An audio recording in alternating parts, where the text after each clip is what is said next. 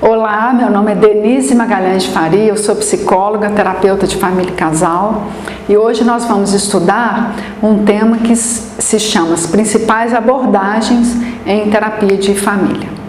O conteúdo que nós vamos apresentar diz respeito às primeiras escolas em terapia de família. Daquela época, das primeiras escolas para o nosso momento atual, muito já se alterou em relação à compreensão do grupo familiar e conjugal. Então, por que é importante a gente entender esses primeiros aportes, Para aqueles que vão iniciar os estudos nessa área, é bom compreender como ocorreu a evolução do pensamento dos estudiosos, além de que esses primeiros aportes, embora eles tenham sofrido uma alteração, ainda é importante a gente ter essa compreensão das ferramentas que eles trouxeram para nós, para que a gente possa olhar para a família e para o casal, compreendendo, digamos, o movimento que eles estão fazendo, aonde que eles esbarram, quais são os limites, Então a gente tem mais recurso para conseguir fazer uma leitura do grupo familiar e conjugal. Então, as primeiras abordagens. A gente traz aqui um quadro, tá? Alguns autores vão fazer essa descrição que eu trouxe aqui para você. Trazem como as principais abordagens as sistêmicas ou comunicacionais, a estrutural e as históricas ou psicodinâmicas. Outros artigos diferentes desse que vocês vão acompanhar aí no texto, tem outra classificação, mas é claro que independente da classificação, eles vão colocar os autores com suas devidas ferramentas descritos aí nessa diversidade de artigo, tá? Então, eu achei esse texto bacana para a gente poder compreender como que ele descreve essas abordagens. Então, a gente vai estudar nessa classificação, dentro das sistêmicas ou comunicacionais, a escola estratégica estrutural, o grupo de Milão, dentro da abordagem estrutural Minuchin e dentro das históricas ou psicodinâmicas, não são nem escolas, são autores, Que aí vem como destaque Ackermann, Wine e Bowen, tá? Então a gente vai ver essas três vertentes. Vamos ver também a epistemologia, que foi nessa época calçada aí dentro da cibernética e TGS, teoria geral dos sistemas. A gente vai começar no próximo slide fazendo uma interação entre essas três grandes abordagens e a epistemologia. Então, essas três abordagens, a sistêmica ou comunicacional, atribuía-se esse nome, abordagem comunicacional às escolas sistêmicas. A estrutural e a histórica ou psicodinâmica, elas compreendem a família como uma unidade. Então, hoje, em artigos, conversando com pessoas, quando você ouvir alguém dizer o meu cliente família, tá certo, é o meu cliente, a família é um cliente, o casal é um cliente, tá? Porque ele tem um aparelho psíquico igual o sujeito. Então, isso aí foi uma compreensão. Então, a gente vai falar, a família é uma unidade. Essas três abordagens se embasaram na cibernética e na teoria geral dos sistemas. São disciplinas diferentes, a cibernética e a teoria geral dos sistemas. No entanto, a gente vai trazer aqui como que essas duas disciplinas compreendem o grupo familiar. Então, nós vamos trazer o que elas têm em comum. Apresentaremos uma compreensão do que há em comum, tá? A definição é essa. Segundo as duas disciplinas, o sistema familiar é visto como um conjunto de pessoas com padrões de interação que se estabelecem através de regras familiares. Esse conjunto de pessoas tende a se manter no seu movimento pelo circuito de feedback negativo, assegurando a homeostase do sistema familiar. Tem termos aparentemente aí difíceis ou desconhecidos para alguns. Conjunto de pessoas, nós vamos esclarecer, é o que a gente vai destacar, regras, feedback negativo e homeostase do grupo familiar. Então a gente vai dar um exemplo para caracterizar esse parágrafo, tá? Trouxemos a família Medeiros, é composta de pai, mãe e 3 filhos. A característica básica dessa família Medeiros é que são todos muito unidos, é uma das características. No aspecto do cotidiano, essa família teme a saída dos filhos de casa. Isso é uma das vivências desse grupo familiar. Agora, no aspecto do inconsciente, essa família, sobretudo os pais, temem a desagregação do grupo. Então, a gente vai ver que o aspecto do inconsciente está associado ao aspecto do cotidiano, tá? A gente vai ampliar um pouquinho. Esse temor, que é uma das características da família Medeiros, claro que ele é vivido no dia a dia e ele naturalmente, como qualquer outra característica, influencia a regulação do comportamento dos integrantes do grupo, né? Então, quando a família tem um temor, tem um valor mais acirrado, enraizado, aquela característica vai regular o comportamento da família. Como que regula? Através das regras que a família estipula no grupamento. E regras, gente, tem 2 características básicas. Elas são verbais e não verbais. Tá? A maioria das regras de um grupo familiar é não verbal.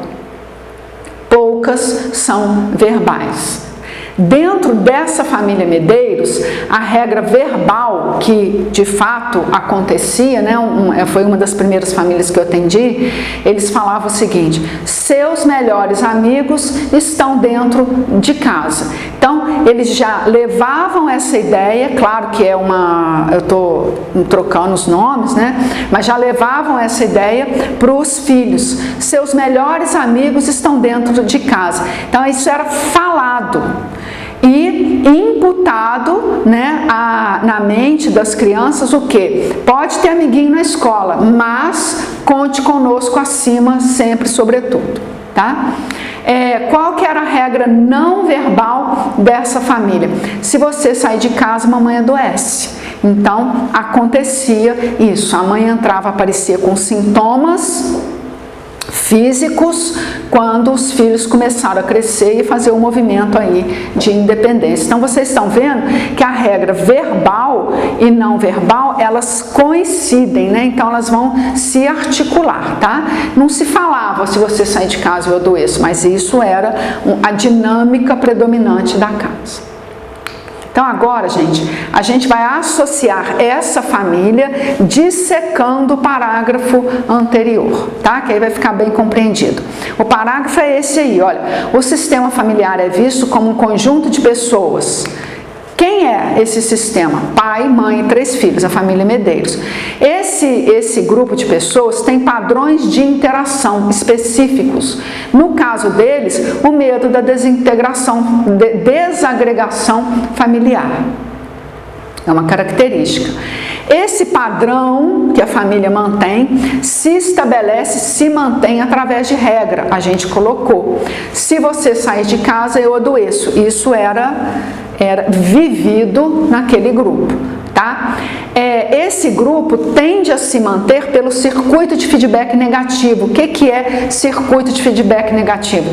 Toda família que comunica, obviamente, as suas regras ou determinada informação, vamos dizer, toda informação, ela circula no sistema, tá? Quando ela circula, ela se faz passar por todos os elementos do sistema. Por exemplo, essa informação de cima: se você sai de casa, eu adoeço. Então, isso circula. Agora, quando circula, não circula livremente, circula com uma determinada tendência. Qual a tendência?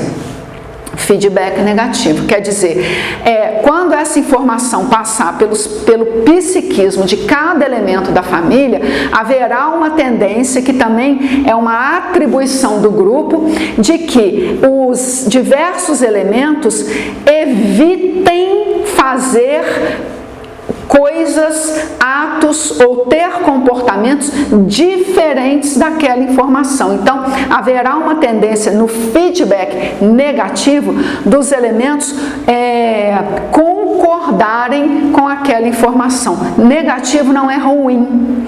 Negativo é limitante. Feedback que limita, que reduz o quê? A alteração daquela ideia, daquela informação. Tá? Então essa é uma das características das escolas da primeira época, dentro da cibernética, da teoria geral do sistema, desta época que a gente está falando, nos idos de 1950.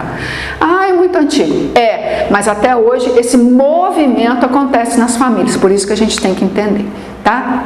Então, a família que tende a se manter pelo circuito de feedback negativo, o retorno da informação que é veiculada tem a função de evitar a transformação. Por isso que o feedback, que é o retorno, é negativo, no sentido de evitar alterações, tá? Família, até hoje, por exemplo, a própria ideia, se você sair de casa eu adoeço, é uma ideia que evita, que contém, que limita o comportamento dos integrantes do grupo, porque qualquer coisa diferente que eles façam, mamãe adoeceu, tem que voltar, tá? A ideia é essa. E, com isso, assegura a homeostase do sistema familiar, quer dizer, mantém a estabilidade do sistema. Então, é um jogo, é uma jogada, mas toda a família tem seus jogos, tá? Para manter o sistema estável. Estável não quer dizer satisfatório, não quer dizer funcional, não quer dizer feliz, quer dizer simplesmente estável. Tá? Embora possa ser a custas da doença de um ou outro elemento. Ok? Então, essa é a ideia da cibernética e da teoria geral do sistema lá atrás, nos idos dos primeiros aportes teóricos. Gente, isso mudou, óbvio, né? Isso sofre uma alteração. A gente vai passar, eu acho legal deixar aqui essa informação. Esse tempo aqui que a gente vai falar num próximo slide é o tempo da primeira cibernética, cibernética de primeira ordem, tá? Que é a primeira compreensão da família.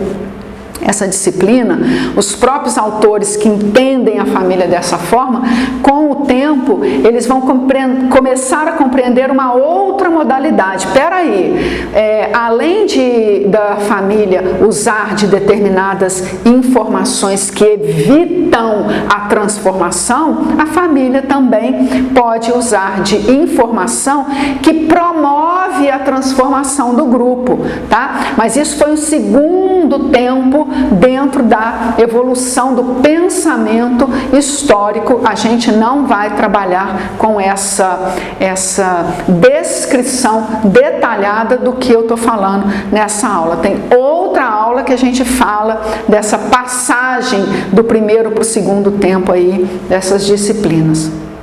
Hoje a gente vai falar das características das primeiras escolas. Eu só trouxe esse parênteses para a gente compreender o panorama onde nós estamos. Nós estamos na cibernética de primeira ordem, não de segunda, tá? De segunda a gente vai ver em outro momento. Então, nós vamos ver essas três abordagens. A gente viu com mais detalhe agora a cibernética e a teoria geral do sistema, no que elas têm em comum, e agora a gente vai ver uma definição básica do conteúdo da comunicação, tá? Que também foi um dos nomes das primeiras escolas sistêmicas ou comunicacionais. A comunicação.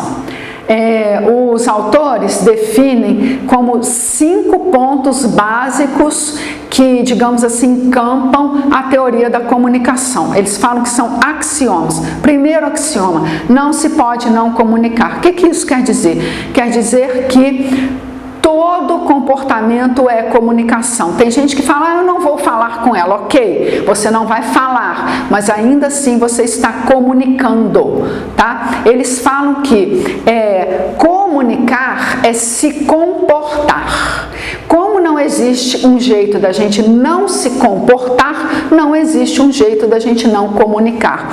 Você pode não saber o que a pessoa está querendo dizer com um determinado comportamento, ok? Mas ela está comunicando, tá? Então, a gente sempre comunica. Isso é importante a gente ter claro, porque às vezes na clínica, alguém vai falar assim, ele não fala, mas ele comunica. Então, para nós que estamos trabalhando, a gente já vai entender, tudo bem, que ele não fala, não articula a palavra, mas ele está comunicando alguma coisa no não dizer. Talvez a gente não saiba o que, mas uma indiferença, uma indisposição, a comunicação sempre existe. Toda comunicação é digital e analógica. O que é digital? É aquilo que a gente fala, apresenta. O que é analógico? É aquilo que a gente comporta. Tá? Então a comunicação ela tem uma expressão verbal e também uma expressão não verbal. Toda comunicação transmite uma informação e define a natureza da relação. A informação a gente sabe que é aquilo que a gente ouve, né? Agora, como que a comunicação define a natureza da relação? Duas pessoas estão conversando, tá? Então, se alguém informa, que é o primeiro ponto, né? Transmite uma informação, algo à segunda, no sentido de uma ordem, ela supõe que ela está na condição de mandar, porque ela está emitindo uma ordem, e supõe que a outra esteja na condição de obedecer. Você pode falar, fecha a porta, numa ordem, numa entonação de ordem, aí que define a natureza da comunicação, porque quem manda se coloca numa posição de mando, supondo que o outro vai obedecer. O outro pode obedecer? Pode. Então, qual que é a natureza daquela relação? Um manda e o outro obedece. Acontece nos casamentos, acontece em diversas relações, tá? Agora, a natureza dessa relação, que são essas posições que as pessoas vão entrar quando comunicam uma com a outra, pode ser que esse aqui, que está o ouvinte, ele não se submeta àquela posição que o primeiro coloca o segundo. Tá? Um homem ou uma mulher, um que seduz o outro, se a mulher faz um comportamento, tem uma fala, um comportamento sedutor em relação a uma outra pessoa, ela supõe que o outro seja o quê? Seduzido. Natureza da relação. Agora, quer dizer que ele vai ser seduzido? Não. Pode ser que sim, pode ser que não. Então, existe sempre a possibilidade das pessoas, os integrantes da comunicação, eles se submeterem àquele lugar que o primeiro coloca o segundo ou não. Tá? Então, a comunicação transmite uma informação e define a natureza da relação. Toda comunicação se baseia numa cadeia sequencial de interações. Gente, isso aqui, tem gente que fala assim, não dá para prever o futuro. Dá para prever. Quando você tem uma, como é que fala? Intimidade numa relação, você sabe o que a pessoa vai fazer, o jeito que ela está se apresentando, se ela está angustiada, se ela está feliz, se ela está despreocupada ou se ela está entristecida. Quando ela fica entristecida, o que ela faz?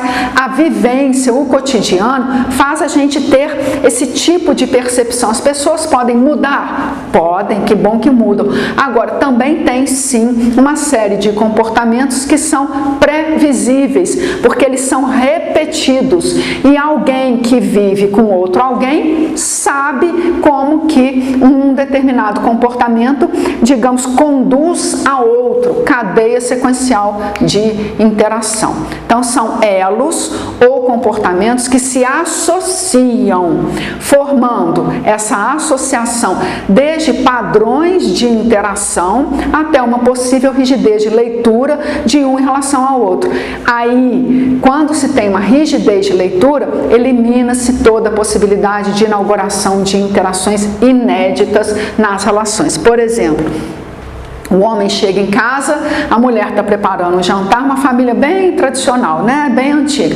Ele chega, levanta os pés, vai ler jornal, enquanto os filhos estão fazendo bagunça na casa. Ela já está ocupada com as crianças, vai fazer o jantar e ele fica lendo jornal porque veio cansado do trabalho, né?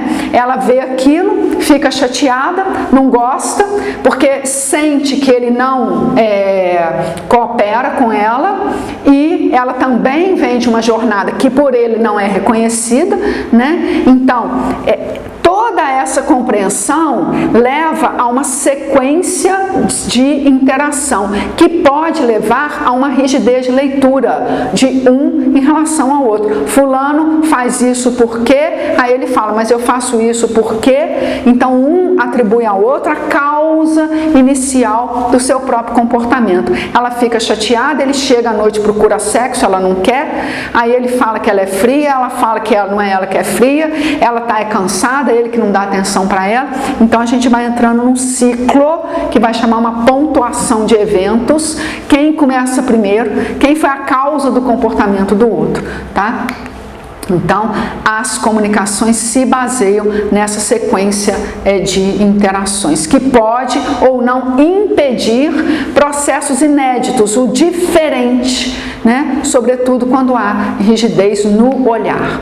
E o último axioma é que a comunicação ela é simétrica ou complementar. Simétrico é igual. Complementar é aqui, diferente, um complementa o outro, tá? Então, comunicações simétricas são as comunicações mais difíceis de serem trabalhadas quando elas são padrão numa determinada relação conjugal. Casais simétricos são casais que vão discutir, tá? Um fala, o outro, antes que o primeiro termine, o outro entra com uma argumentação. Antes que o segundo termine a argumentação, o primeiro já vai e faz uma sobre-argumentação e assim vai. Eles aumentam o tom da voz, eles não deixam o outro terminar o raciocínio, então eles vão entrando numa escalada simétrica. São casais que têm dentro de si, em evidência, né, a disputa de um em relação ao outro, tá? Agora, não quer dizer que são casais que se separam. Então, o índice de sofrimento é muito grande, porque eles vivem disputando. Quando a gente fala aquele ditado, que dois bicudos não se beijam, né? Então, eles vivem numa briga constante, mas também não conseguem se separar, até porque o padrão anterior no psiquismo de cada um, por motivos diversos, é um padrão de disputa, de competição. É assim que ele vive a vida, né? Então, encontra um parceiro que compra, né, ou tem essa mesma característica e vivem numa relação simétrica ou de conflitos muito frequentes. Casais complementares são aqueles que facilitam a comunicação complementar, né? Obviamente, facilitam a integração. Então, um fala, o outro pode ter um pensamento divergente, mas ele espera o primeiro, né? Um tem uma característica, o outro tem outra diferente, então eles vão se complementando com as características um do outro. Isso aparece inclusive no diálogo, tá bom? Na próxima aula a gente vai ver a escola estratégica, estratégica estrutural e a de Milão.